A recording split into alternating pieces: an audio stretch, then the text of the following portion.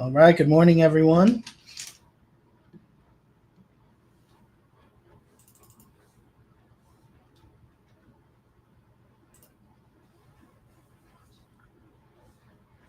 As always, we will wait just a couple of minutes to get going here.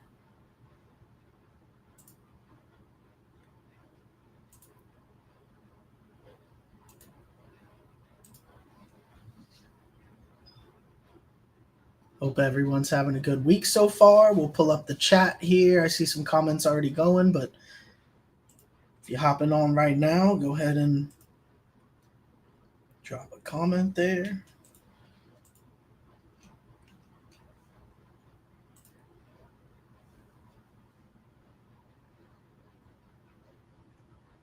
And we'll just wait a couple minutes to go live on all the different platforms and for everybody to get a chance to jump on here.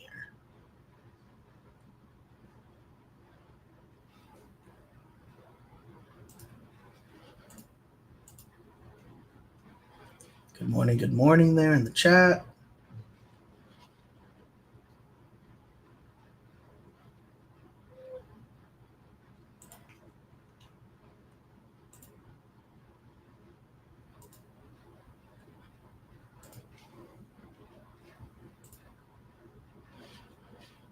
Morning. Okay. All right. It looks like we are good to go to get started here.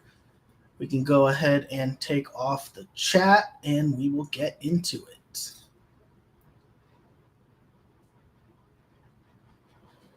All right. Welcome, everyone. My name is Kyle Hiersche. I'm the COO of The Mortgage Calculator, joined here by Nick Hiersche and Jose Gonzalez. We are a correspondent lender that specializes in non-QM and investment properties. And one thing we're going to talk about today falls right into that, which is 4-unit properties. So what we'll do first is we'll go over all of the different rates for today so we can see what the market is doing, how the market is fluctuating compared to yesterday's rates, and then we will get into the deep dive topic. Jose will pull up some examples and we'll go through some info about 4-unit properties. So let's go ahead and get it started, Nick. Let's pull up our pricing tool for our mortgage professionals. Today is April 4th. Just after 11 a.m. So let's pull up the rates and see what they look like today.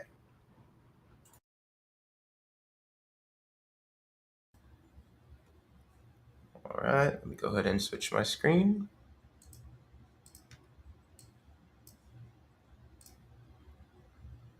And we'll pull up our rate tool. This is only for mortgage professionals. If you'd like a full loan estimate, please get with our team. We have over 300 loan officers in 22 states.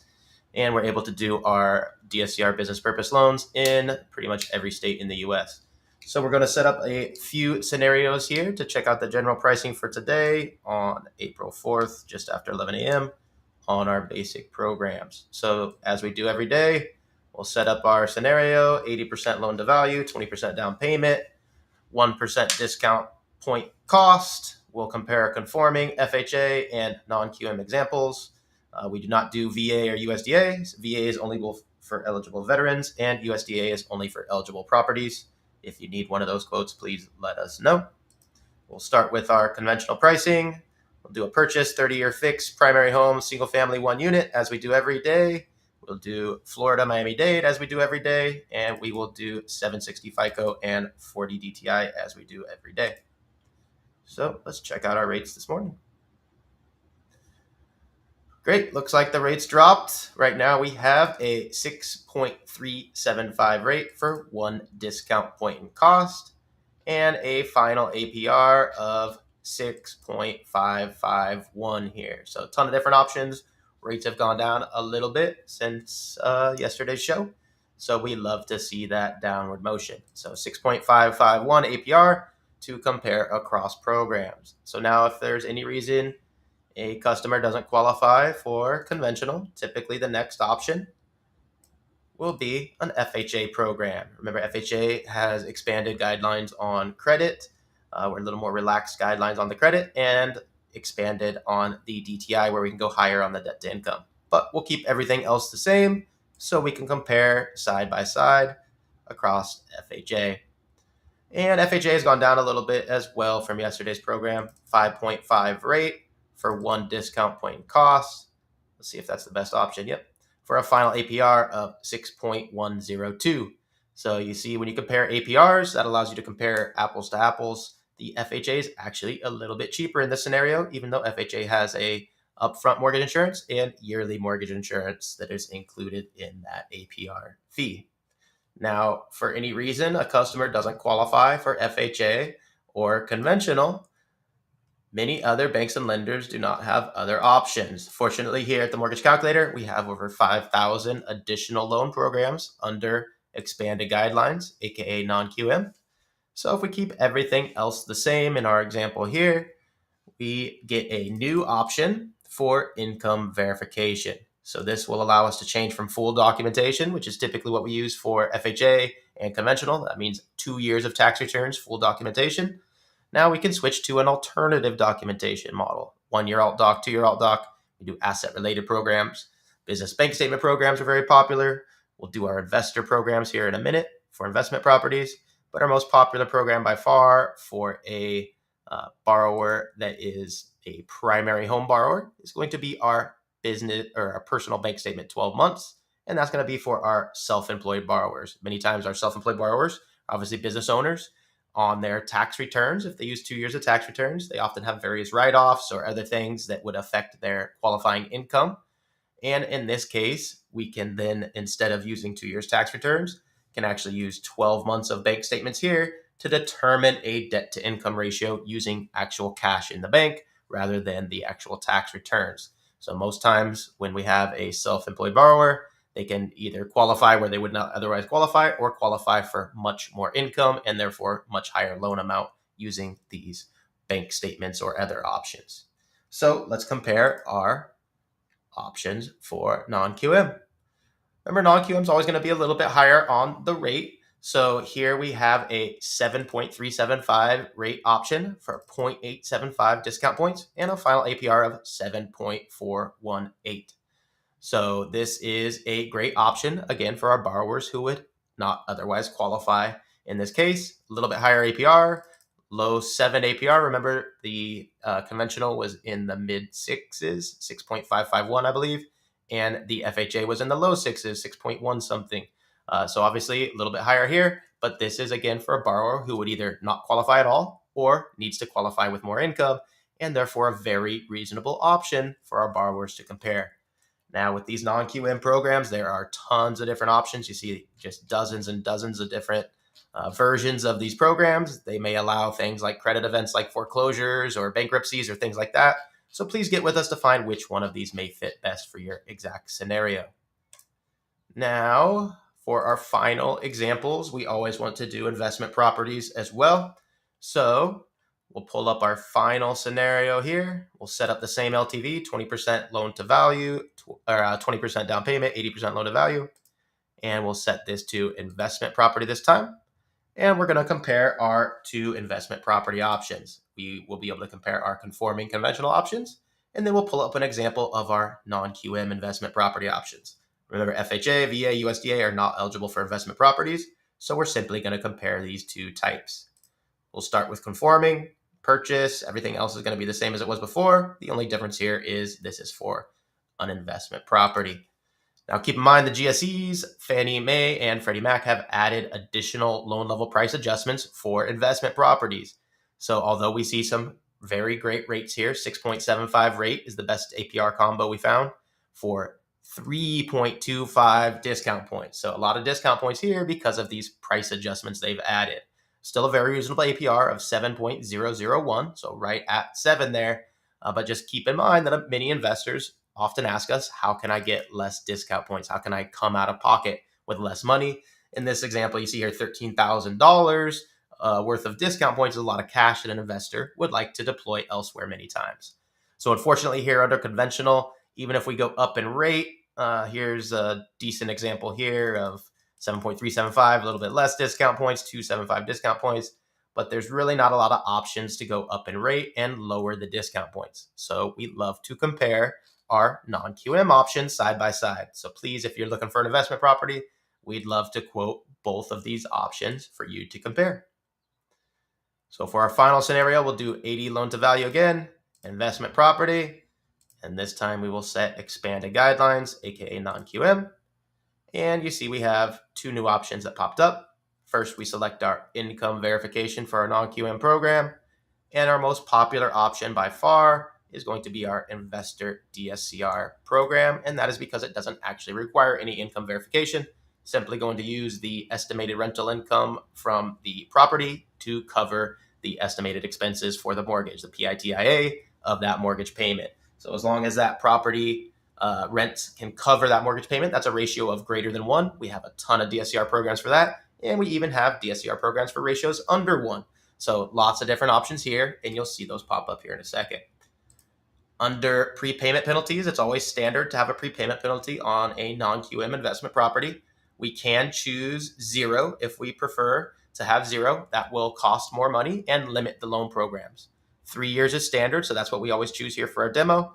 And we can choose 5 years. That will save us a little bit of money, but not all programs offer 5 years. So the most common is 3 years. That's what we use for our example today. Now let's check out our DSCR purchase rates this morning. So we always love it when we have an option in the 7s. So this is a great option here that popped up at the top, 7.99 rate for 0.6 discount points. So a lot lower discount points there for our investors, save money, save cash out of pocket, and a final APR of 8.024. So remember, the conventional was an APR just over 7. Now we're at a APR just over 8. So very comparable options. Definitely recommend investors compare side by side. And there is a lot of benefit here to the DSCR. For example, we can start multiple loans because they don't require income or employment. Many times our investors will refinance a couple properties to purchase a couple more. And we can start 5, 10, 20 loans for that investor at the same exact time. So the DSCR comes with a lot of flexibility and a lot of different options here. You can also see there's a ton of different variations of the DSCR factor, ton of different variations of the prepayment penalty, and obviously rate and cost combinations here. Please get with our team. They can find which ones of these programs fits best for you. Some of these may allow things like short-term rental income, etc. There are just hundreds of different versions of these DSCR programs for us to offer. So that's it for our live rates this morning. Let me go ahead and switch my screen again, and we'll get into our detailed topic. Give me 1 second.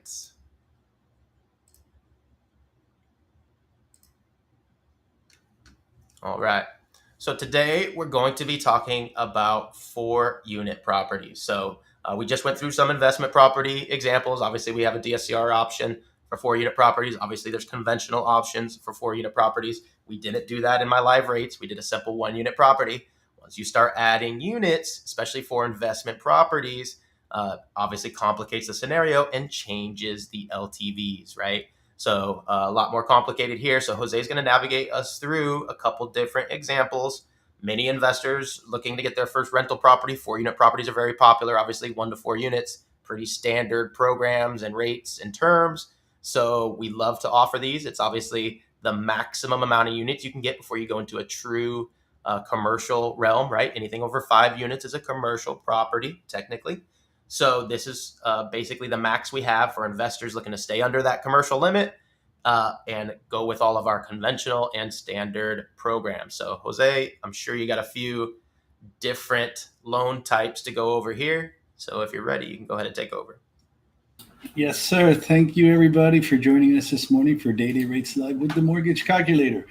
This is, in some cases for us, the ultimate house hack that we like to propose, because there are a number of options that you can use for a 4-unit property. Really, the big dividing line is going to be, is this a primary purchase or is this an investment property?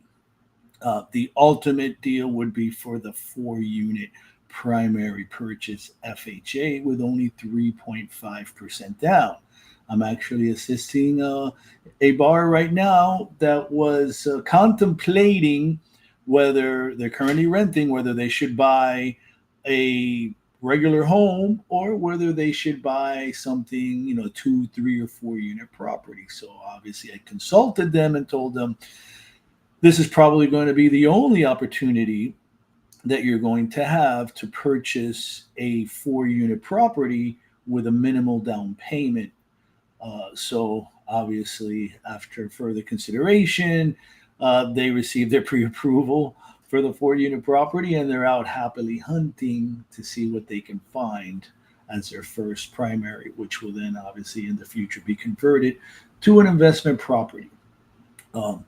Very important to consider now when we're talking about a 4-unit property, we are talking about what would commonly be known as a fourplex, or would be a property that has 4 units, but all under one property identification number or folio number, as may be called in some areas. It is not 4 individually titled properties being held under one loan, which would be a blanket loan, or more commonly known as a portfolio loan. In this case, we're talking about one property, could be attached, as in the 4 units are in one building, or it could be 4 individual structures on one piece of land that are all under that same property identification number or folio number.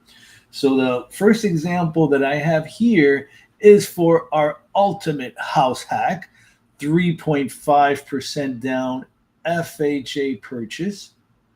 Now, keep in mind, FHA is not for first-time home buyers. That's a common misconception that FHA loans are a first-time home buyer benefit, and that is not the case.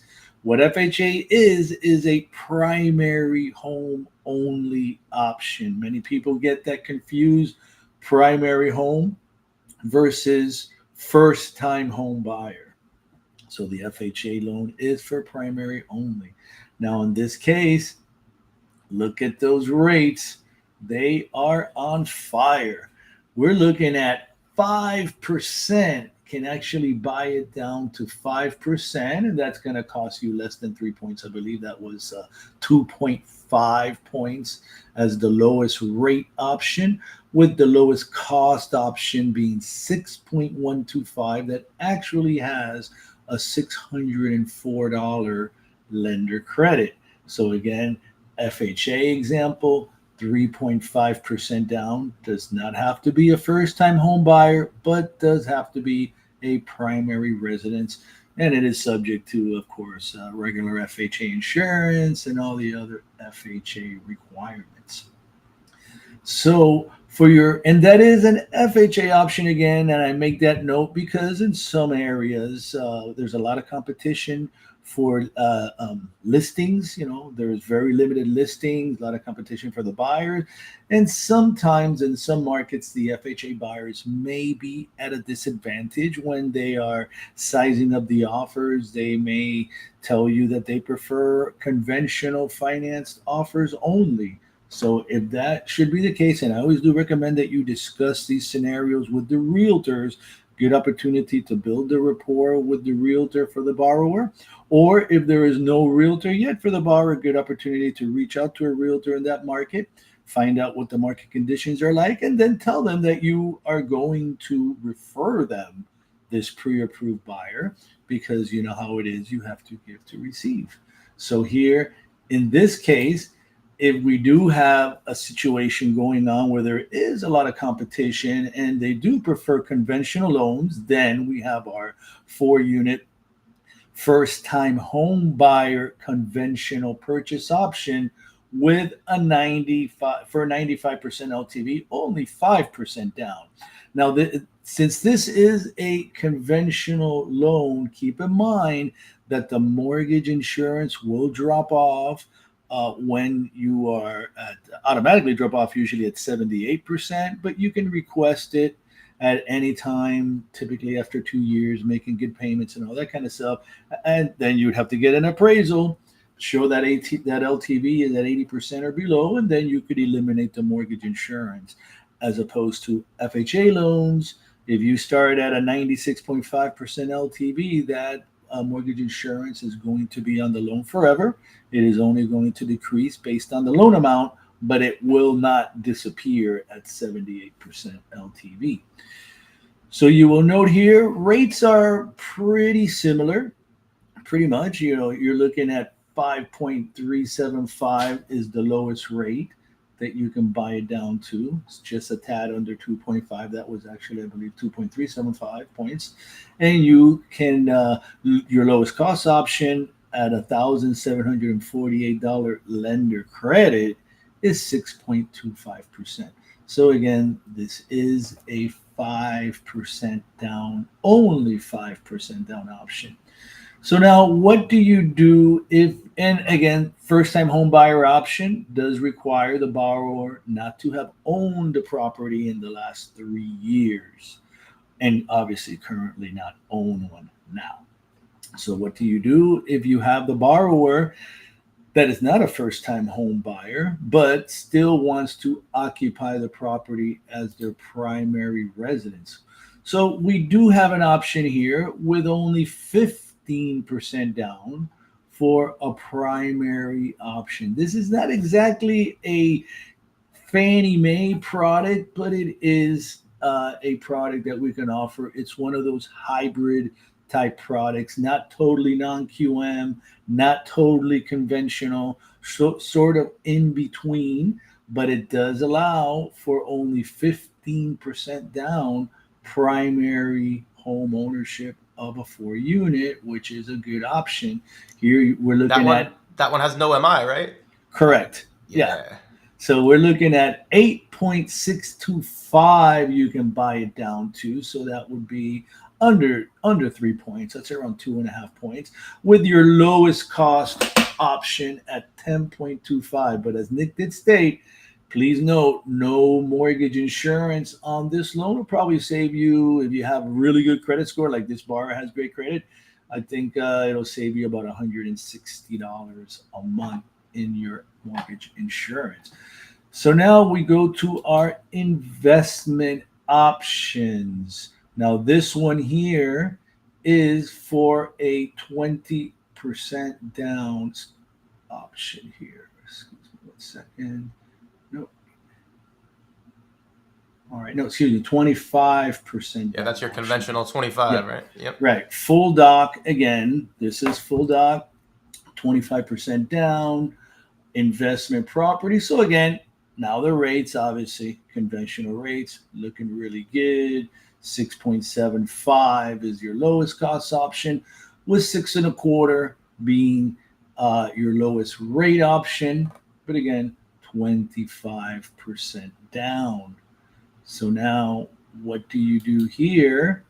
If you have, we have our non-QM option, rate a little bit higher, but this option is 20% down. Let me confirm that down here. Yep, we have our 20% down option with our lowest rate option of 8.375 and our lowest cost option of lowest rate option 7.65, lowest cost option 8.375% rate.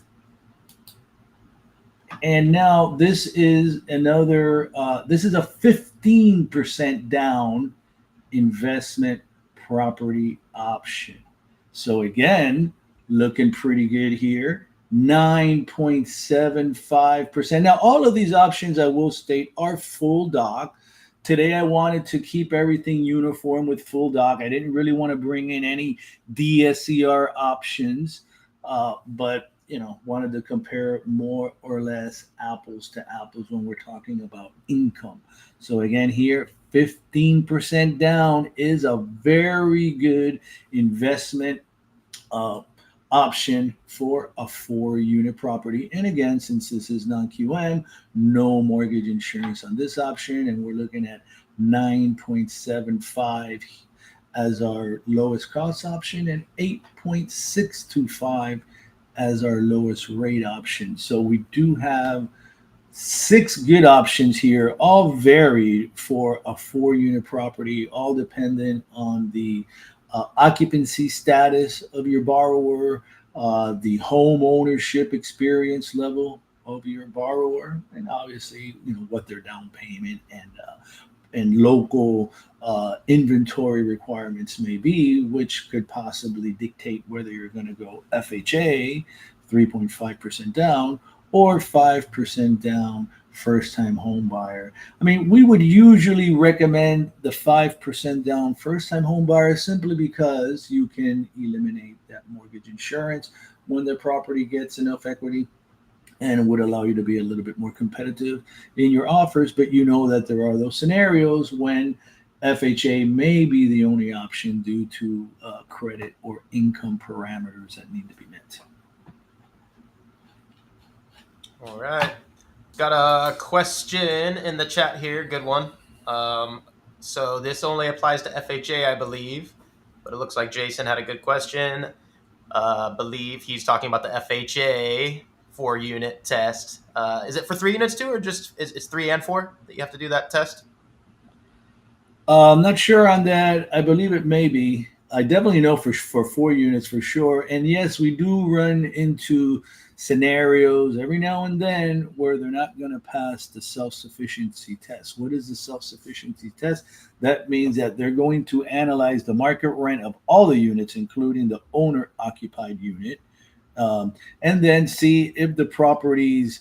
I guess this would be like a DSCR test for FHA in a way. You know, you're gonna get and you're gonna analyze if the housing, if the rental expense or rental income, excuse me, on the 4 units would be able to cover the complete housing expense on the unit. So as long as you're 1.0 or above on that debt service coverage ratio, you'll be okay. If you drop below 1.0, then there is an issue with self-sufficiency and the loan will not be approved at that loan amount. You're going to have to reduce loan, reduce interest rate, or a combination of the two to get that debt service coverage ratio at 1.0 or above. All right, perfect. That was great. So ultimate house hack, right? That's what we talk about. Awesome. Definitely something that people can take advantage of. If you're a loan officer out there, make sure to inform your clients about this. A lot of people don't know that this is necessarily available, or even if they know that it's available, they don't necessarily know if they can actually use it in this way and take advantage of it. It does look like we have another couple questions there. Do you want to bring up those questions, Nick? Yes. Oh, great question about VA here. Does VA allow 4 units, Jose? Yes, I left that one out there. Sorry, people. But the other day when we did our VA examples, I do believe that VA does allow for the 2 to 4 unit at 100% loan to value. So thank you, Kim, for bringing that one up for us. And very similar, they don't have loan level price adjustments just like FHA. So very great benefit to our borrowers to do a multi-unit if that's the move. And then Alexis here from LinkedIn. What do you mean when you say 1.0 and above on that self-sufficiency? You're just basically calling it a DSCR test, but technically it just needs to pass. You want to go over that one more time? Yes, that would mean that you get your rental income and you divide it by the housing expense, and the rental income has to cover at least 100% of the housing expense. So when you divide the rental income by the housing expense, the answer has to be at least 1.0 or greater to show that you have self-sufficiency, that you're covering at least 100% of the housing expense with the rental income. And in this case, the rental income is going to be determined either by leases that they have, existing leases, and or a market rent study, which for a 4-unit property would be a 216 and not a 1007. So many times we'll get in trouble with that, right? If the owner occupant is maybe in a small unit, right? Maybe their unit only rents for a fraction of what the other larger units would rent for, then you can come into problems with these self-sufficiency tests. Because even though the 3 other units might have great income where they can qualify for the loan, if the total doesn't quite, right, when they move out, right, if the rents don't cover the expense, the FHA doesn't want to do that loan, right? They want to make sure if that borrower eventually moves out, which they should. Remember here, I guess let's talk about this, Jose. Remember, FHA is to get people into homes, right? And you start at the bottom of the rungs, which is a 4-unit, right? You don't go from a 2-unit to a 4-unit. You go from a 4-unit to a 3 unit, to a 2 unit, to a 1 unit, to a condo, to a townhome, to a single family home in a PUD, to a single family home without a PUD usually, right? So those would be the order. You can't go backwards either, right? You can't live in a single family home and say, hey, I want to buy a 4 unit, and you're moving out of a single family home and into a 4 unit. That would be the wrong way, right? So they're making sure that because they're giving you a 4 unit property, they know you're moving out of there, right? That's the whole reason the FHA has this program. So they know that eventually you're going to move out. They want to make sure that not only can you qualify for the loan when you're in there, but that the property covers the loan when you move out, right? Because they're going to be stuck with it basically. So remember, this has to do with giving benefit to homeowners, and that's why they allow 4 units with no adjustments, because they want to get people into homes. If that takes a 4 unit, FHA is our go-to. Same with USDA and VA too. A lot of leniency as far as no price adjustments, because they are programs that are made to get people into homes. So just a different way to look at it. But since they know you're moving out because you're going, up the ladder, right? You're climbing up. You're not going to get into their 4 unit ever again. You're going to move out of that 4 unit. You're going to move into something different. So they're going to make sure it covers. All right.